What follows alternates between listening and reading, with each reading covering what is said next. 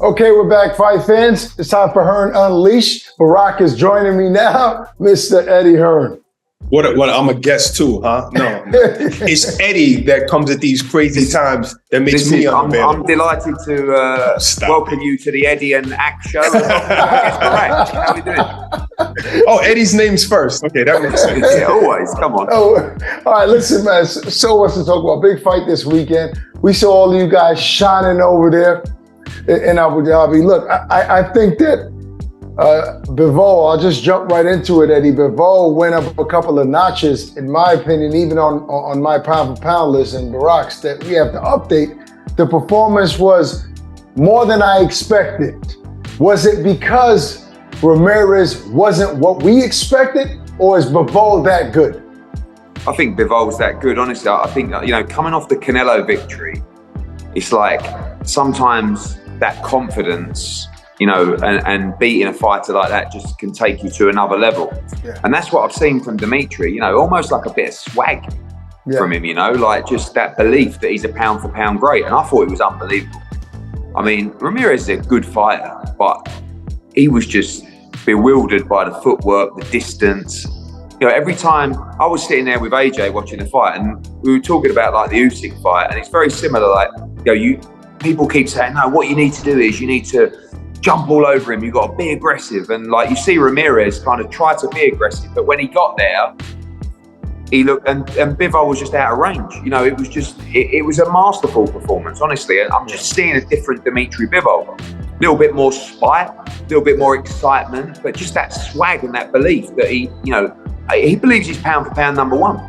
He might not tell you that to the media, but I know he's starting to believe that way. And I'll tell you what, I'm watching that fight thinking, I think he might be right. I mean, there's levels above Ramirez still in that division, but really only, you've got Callum Smith, you've got Boatsy, and then the big test is Beterbiev, but, he dealt with that really calm. I really didn't have him losing many rounds, to be honest with you. I think sometimes some rounds are close and the judges kind of give one or two here or there, but I just thought it was a completely dominant performance. Right. He totally surprised me too, because I didn't expect Bivol to go at Ramirez from the first round with power shots, and press the action. I want to know something, because of course Canelo is the bigger fight. We believe Bivol says, he wants legacy over money. But as a promoter, you stand to make more money if he fights Canelo as well. But Bivol is your fighter. He can have a bigger legacy. He already beat Canelo. So he can have a bigger legacy beating the bigger guy in his division, the guy with all the straps, the 3 straps, and become undisputed. What's best fight for you as a promoter for your fighter? I mean, firstly, it doesn't really matter what the best fight is for me. He's going to make the decision. I'm concerned about what you think about it. I understand. I think there's still a legacy going down to 168. I think that obviously, I have a job to do for Canelo Alvarez. I have a job to do for Dmitry Bivol. That makes sense.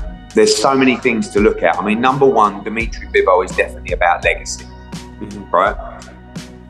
Beterbiev against Bivol, unbelievable fight. Like maybe the best fight in boxing. Like it's just, two unbelievable world champions. No, the guys' names are Spence and Crawford. That's the best fight.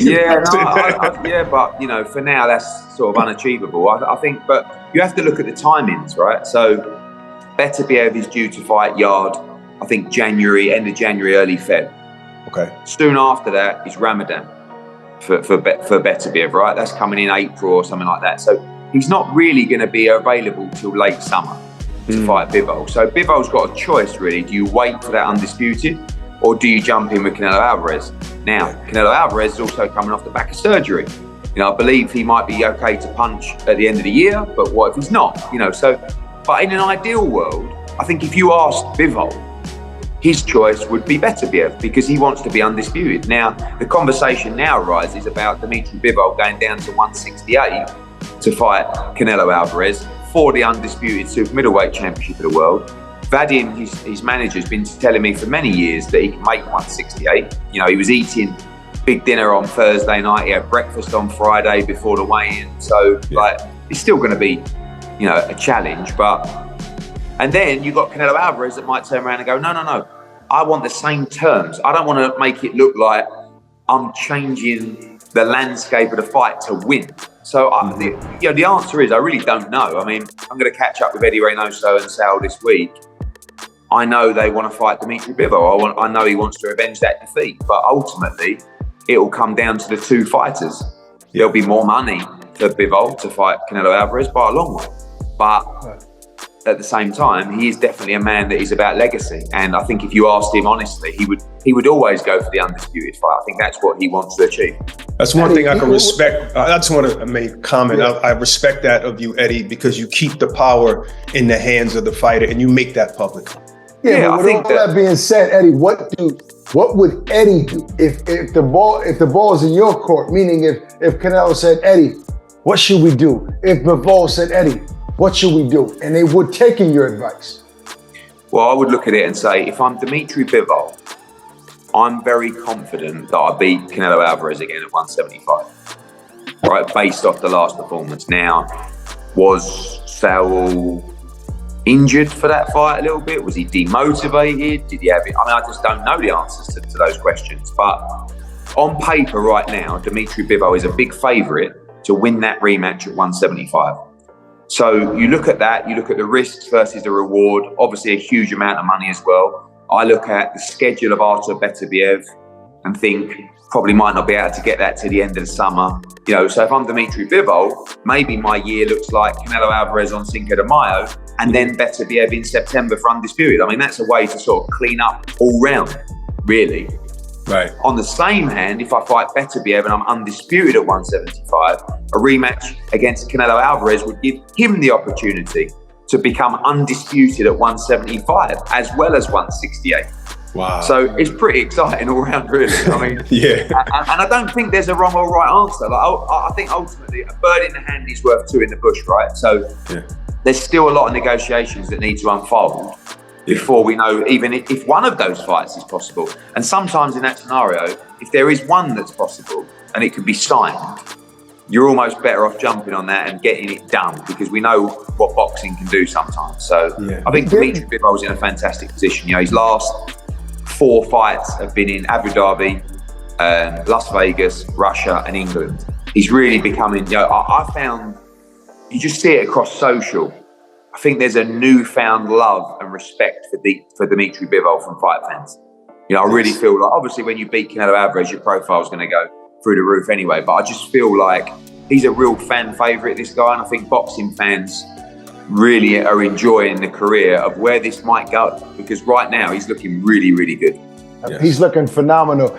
Look, Eddie, give me another scenario for Canelo Alvarez. Let's say by some miracle, Beterbiev cancels the fight with Hearn and wants to make a fight with Bivol early 2023, and Canelo has nobody for Cinco de Mayo. Who is an opponent that the people want to see enough that can fill that gap? I think really, you know, the challenge for Saul is to find him fights that actually motivate him. You know, and for me, I think that could be boxing internationally. You know, I mean, I don't want to put just random names out there because people say, oh, we could fight him. And none of these have even been discussed. But, you know, is it I don't know, Chris Eubank Jr. or a John Ryder if he beats Zach Parker, he'd be mandatory in London. You know, is it a Jaime Munguia in the Azteca in Mexico? You know, is it, I don't know, like just different landscapes, different challenges. But right now, I think his mind is fixed on the challenge of Dmitry Bivol. That's really all that's in his mind at the moment. And I don't think, you know, a lot of these fighters, they don't necessarily need to fight. It's not like they're just take whatever opportunities present themselves. The opportunity's got to be right, and it's got to get Saul out of bed in the morning. It's got to get him pumped. And right now, the one that's burning him, you know, giving him the fire inside is to avenge the defeat. It's pretty obvious. You know, he's a winner. So I'm sure there's other options out there with other promoters as well. Is it a Charlo fight? You know, you've got Benavidez against Plant now. That's the kind of fight that I think Sal was trying to be saying to those guys, go and have those fights and let's build into a massive fight. I mean, if Benavidez does beat Plant, that is a big fight. You know, Benavidez against Canelo. It's a huge fight. And one thing I know about Sal is he'll fight anybody.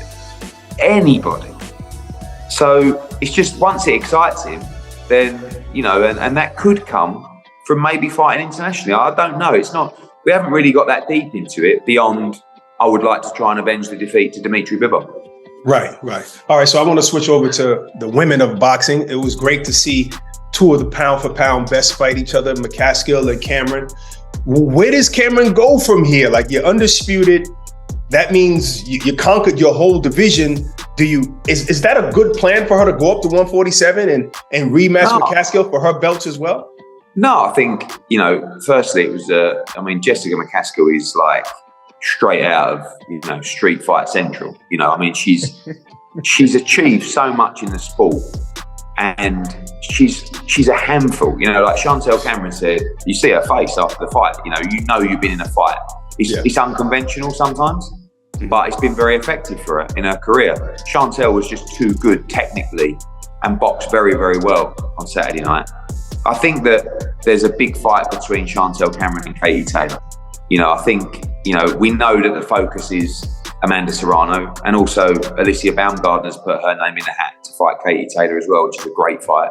Mm-hmm. But a Chantel Cameron fight is a chance for Katie Taylor to become two division. Okay, so you're talking about at 140. Okay. Yeah, I mean, Katie really struggles to get over 135, but she has boxed at 140 before. I think she, you know, drunk her way up there to get even close to 140, but she's won a world title at 140 before.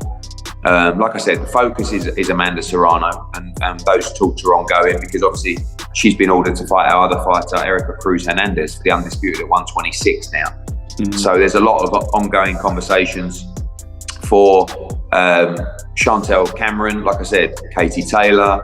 You know, is there even a fight with Amanda Serrano at 140? You've seen her box at 140 before and win a world title. And Chantel can come down as well to make some kind of catch weight fight as well. Alicia Baumgardner, I don't know. Who knows? You know, Terry Harper, like there's huge fights out there for Chantel Cameron. She's in a brilliant position. She owns all the belts at 140. Yeah, I mean, that was my next question, Eddie. Alicia Baumgardner, a big win over Michaela May. I mean, look, I've seen her out there at the fights. I mean, she's becoming a star in the sport in women's boxing. Is it Choi? Like, who is her next opponent? Yeah, the priority is to win the final belt. You know, the WBA actually ordered Serrano against Cruz, you know, which was quite strange, but it's okay because we like that fight anyway.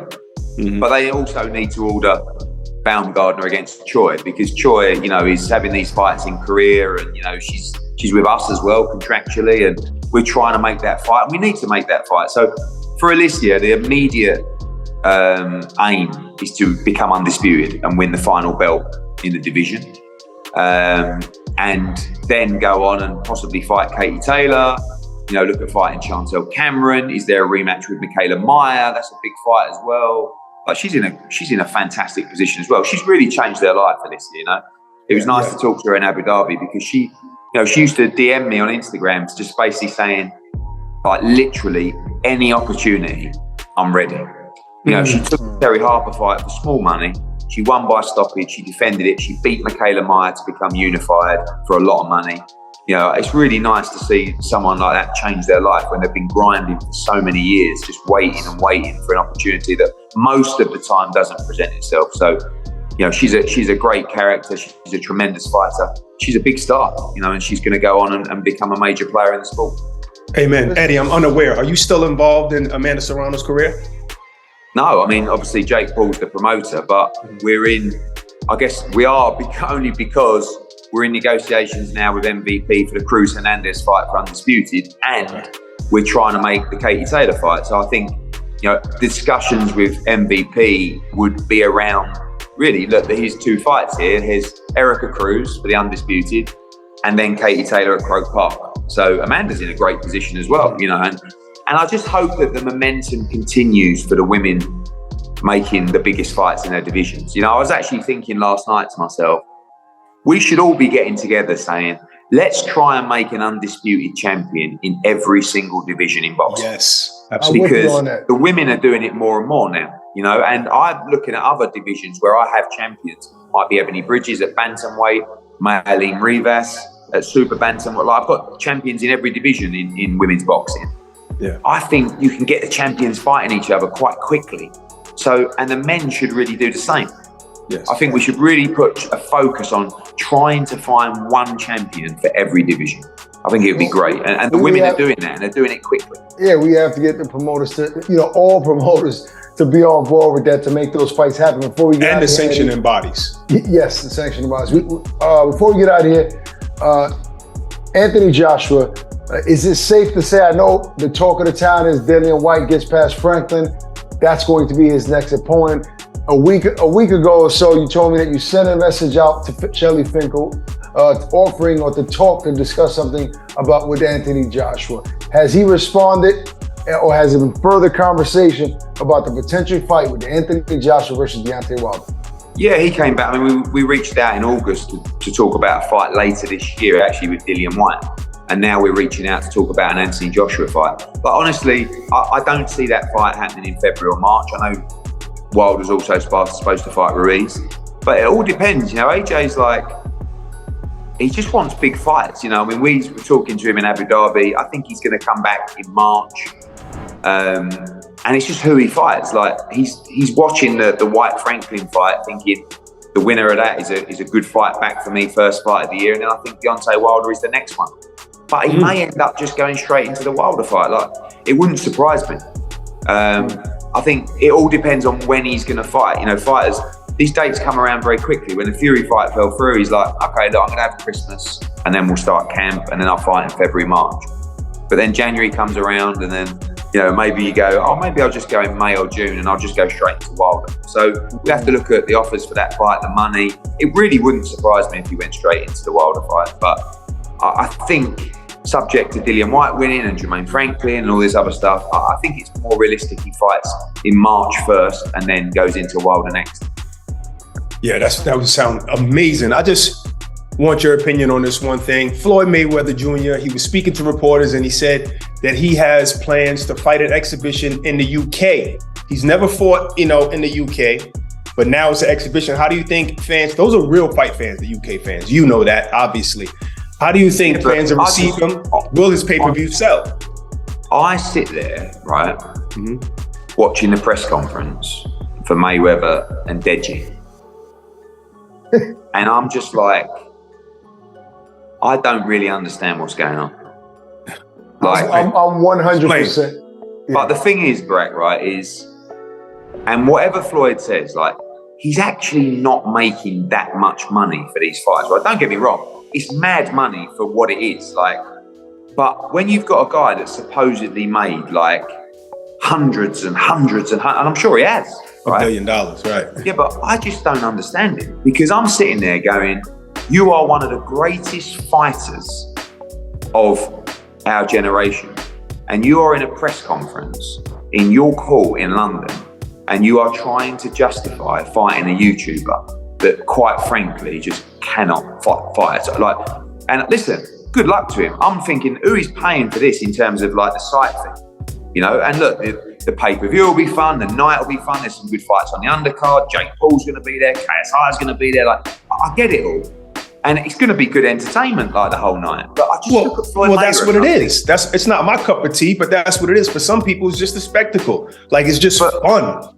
I know, but if you're a fighter and you love the sport of boxing, and you genuinely care about I don't. Are we talking about Floyd here? Do you remember his middle name? No, do you remember his middle name? His middle name is money. That's what he seems to care about. It's not that much money, Brett. I just got like. If you're making $9 million, most fighters in the world never make that. If you've made $1 billion, like you said, you have. If you've got all these skyscrapers around the world making you so much money, it doesn't make like. You know how I look at it? I look at it like he established his legacy in boxing, greatest ever. Now he has another job. He switched to another career. Barack, maybe he doesn't have that much money. I'm not saying I like it. But maybe he doesn't have that much money. I don't believe that part. That I don't believe. I'm just saying. I'm just throwing that out there. Maybe he needs that money. I don't know. I need to know. I need to make it make sense. Listen, I made smart investments. I'm watching, thinking you need the money. Wow. No, but that's what I'm thinking. That's what I'm thinking. No. How? I mean, that doesn't make sense either. So listen, I don't know. I'm just baffled. It's a way to be still involved in something that you love, which is boxing, and make money and have fun. How about be a promoter and promote Gervonta Davis? He does that simultaneously. No, he's not doing that. He's not doing that. Not that particular fight. No. No big fights for Gervonta. Listen, I don't knock it. It's entertainment. It'll be fun. A little knock. It's not like a little knock. Listen, I've been guilty of selling my soul in the past, right? Ooh. This is on another level. Oh, man. Wow, at least you're honest. I respect your opinion. I respect your opinion. On that note, hopefully there's some fights that are made by the time the next time we speak. Eddie, thanks as always. Cheers.